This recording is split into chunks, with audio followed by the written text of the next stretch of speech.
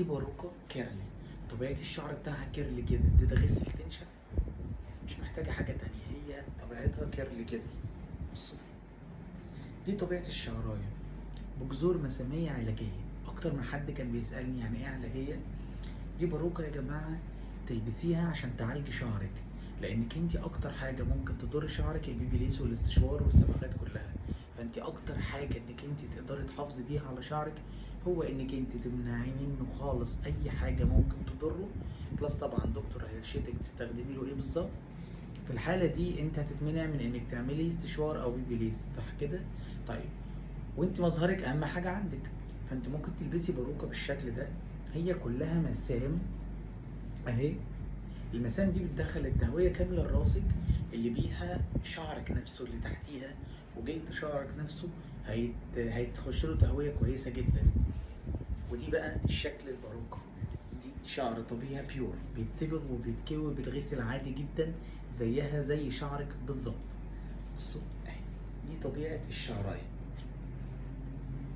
تلبسها سهل جدا جدا جدا. بتعمل ببصمة راسك، بقدر اعملها لك ببصمة راسك بالظبط. وطبعا الجزء الامامي ده بيتقص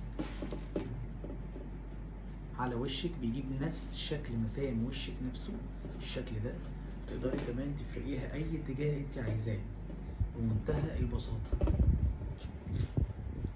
عايز اقول لكم ان دي تعملي بيها اجمل لوك، مش محتاجة اي مجهود خالص خالص، غير انك انت ترشي لها مية بس. اوكي، في منها اكتر من لون لان احنا نقدر نصبغها اي لون انت عايزاه. بصوا اللون ده، دي نفس الباروكة بس لون مختلف. اوكي، فيها لاينين من هنا بلوند، شكلها راقي جدا وتحفة جدا جدا جدا. بصوا اللون ده،